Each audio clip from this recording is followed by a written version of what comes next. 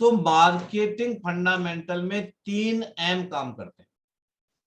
यानी सबसे पहले मार्केट, उसके बाद में मैसेज और उसके बाद में मीडियम। यानी यहां पर 3M काम कर रहे हैं। सबसे पहले आप जो उत्पाद बेच रहे हैं या जो सर्विस आप बेच रहे हैं उसका वहां पर मार्केट है या नहीं, ये देखना बहुत ज्यादा जरूरी। अगर उस सर्विस या उत्पाद का मार्केट नहीं है तो नेचुरल बात है आपको डिमांड जनरेट करनी पड़ेगी, जिसमें बहुत ज्यादा खर्च आता है, जो कि आम आदमी के लिए आसान नहीं है। इसलिए हमें ऐसा मार्केट देखना चाहिए जिसमें आपके उत्पाद की डिमांड हो, जहां पर आपकी सर्विस या उत्पाद आसानी से बिक सके। ऐसे में आपको जो मार्केट है वो मार्केट वैसा ढूंढना पड़ेगा कि जो मार्केट में जहां पे आपकी डिमांड हो, ना कि आपको डिमांड जनरेट करने की जरूरत है। जैसे मान के चलो कि कोई ऐसी जगह है या कोई ऐसा छोटा शहर है जहां पर एक भी एस्ट्रोलॉजर नहीं है, और वहां पर जो है आप जाकर के अपना ऑफिस खोलते हैं, तो नेचुरल बात है कि जब वहां आप ऑफिस खोलेंगे तो लोग जो हैं वो स्वाभाविक रूप से आपकी तरफ दौड़े आएंगे, क्योंकि उन सब लोगों को आसपास के अंदर कोई ऐसी सर्विस मिल नहीं रही थी, पहले दूर जाना पड़ता था। अब आप वहां पर हो तो उनको छोटा मोटा जो भी काम पड़ेगा उसके लिए वो आपके पास में आएंगे। तो ये एक ऐसा मार्केट है जहां आपकी जरूरत है। अब हो सकता है कि आप लोगों के दिमाग में ये चीज भी आ रही हो कि ये हम कैसे ढूंढे कि उस मार्केट में हमारी जरूरत है या नहीं है।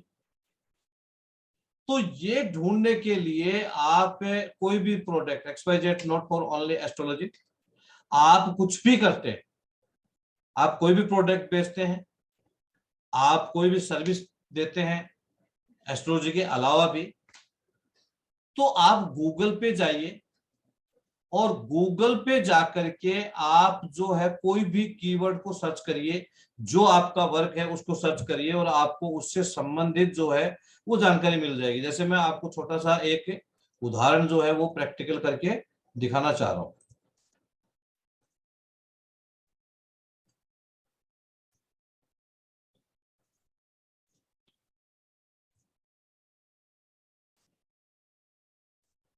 जैसे ये गूगल है, आप गूगल पे गए और यहाँ पर कोई भी एक सब्जेक्ट XYZ कुछ भी आप दिमाग में लाइए। जैसे मान के चलो कि हम लोग एस्ट्रोलॉजर लिखते हैं, एस्ट्रोलॉजर इन खेतड़ी राजस्थान। मैं एक छोटी सी जगह में रहता हूं।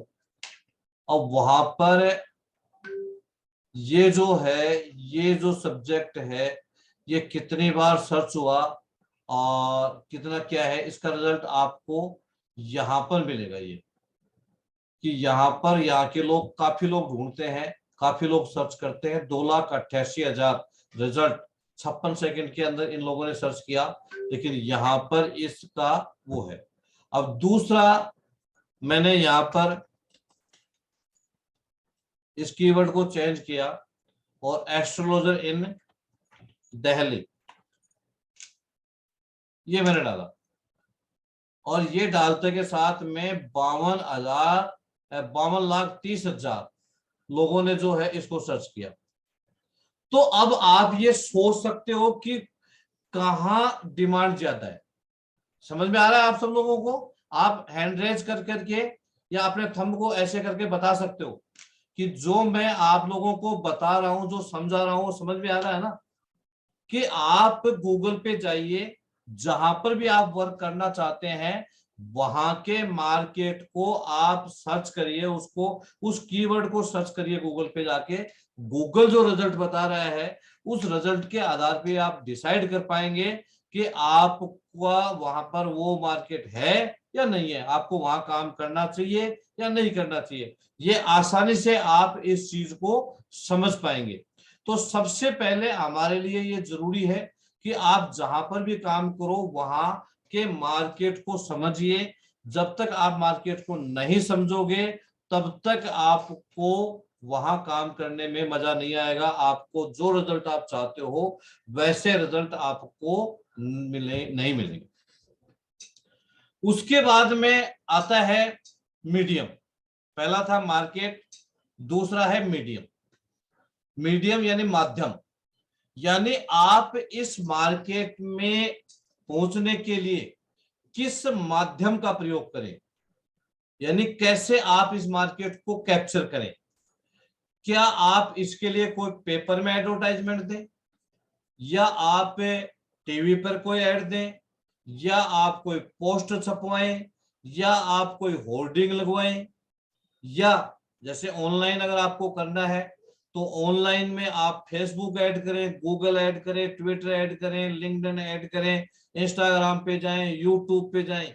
यानी किस माध्यम से आप इस मार्केट में जा सकते हो, कैसे अपनी पहचान कायम कर सकते हो, वो जो है वो आपके लिए जरूरी है।